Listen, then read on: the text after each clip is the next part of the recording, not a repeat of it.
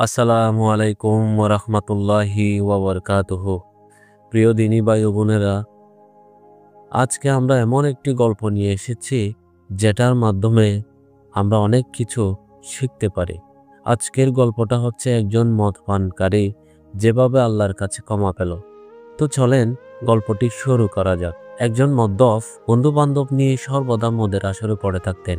একবার সে মদ পান করার পূর্বে আহারের জন্য কিছু ফল ক্রয় করতে তার স্বীয় গোলামকে 4 দেরহাম দিয়ে বাজারে পাঠালেন। গোলাম বাজারে যাওয়ার পথে দেখতে পেল হযরত মনসুর বিন আম্মর বছরী রহমতুল্লাহ আলাইহির নিকট এক ফকির ভিক্ষা প্রার্থনা করতেছে।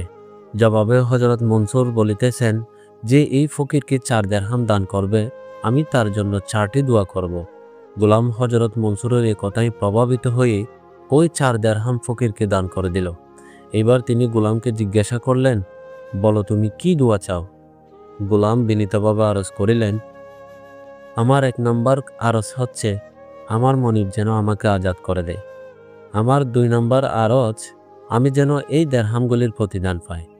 আমার 3 নম্বর আরজ হচ্ছে আল্লাহ পাক যেন আমাকে এবং আমার মনিবকে তওবা করবার তৌফিক দান করেন।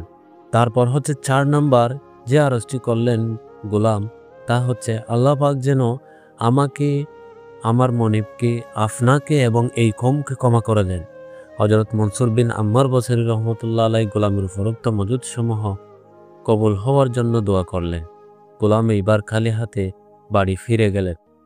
মনিব তাকে বিলম্বের কারণ জিজ্ঞাসা করলে সে সকল ঘটনা খুলে বলল।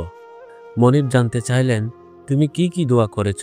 উত্তরে গোলাম বলল, আমার প্রথম দোয়া ছিল আপনি যেন আমাকে মুক্ত করে দেন। মনিব সঙ্গে সঙ্গে বললেন, এই মুহূর্তে আমি তোমাকে মুক্ত করে দিলাম, যাও। তোমার দ্বিতীয় দোয়া কি ছিল বলো? সে বলল, আমি যেন ওই 4 দেরহামের প্রতিদান পাই।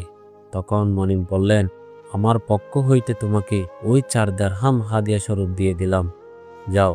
এরপরে তুমি তোমার 3 নম্বর দোয়ার কথাটি বলো। তখন সে বলল, আল্লাহ পাক যেন আপনাকে ও আমাকে তওবা করবার তৌফিক দান করেন। মনিব সঙ্গে সঙ্গে যাবতীয় পাপ হইতে তওবা করলেন। সবশেষে গোলাম তাহার চতুর্থ দোয়ার কথা উল্লেখ করল এবং বলল, আল্লাহ পাক যেন আমাকে, আপনাকে ও ওই বুজুর্গকে এবং গোটা কওমকে ক্ষমা করে দেন। শেষ দোয়ার উত্তরে মনিব বললেন, ইহা আমার কাজ নয়। রাতে মনিব স্বপ্নে দেখলেন কে যেন বলতেছে, তুমি যখন তোমার এখতিয়ারভুক্ত 3টি কাজ করেছ, তবে তুমি কি মনে করেছ যাহা আমার এখতিয়ারভুক্ত তাহা আমি পূরণ করব না? আমি তোমাকে, গোলামকে, মনসুর বিন আম্মরকে এবং অপরাপর সকলকে ক্ষমা করে দিলাম। সুবহানাল্লাহ। প্রিয় মুসলিম ভাই ও বোনেরা, কখন কার দোয়া কোথায় কবুল হয়ে যায় আল্লাহ পাক ভালো জানেন। তাই আমাদের সবার উচিত ব্যক্তিকে নয়, হারামকে ঘৃণা করতে হবে। আরেকটা বিষয় না বললেই নয়, তা হলো দান করা। দান বা সদকা দিলে মানুষের ভাগ্য পরিবর্তন হয়। তাই যতটুকু সম্ভব আল্লাহর রাস্তায় আমাদের সবার কিছু না কিছু দান করা উচিত।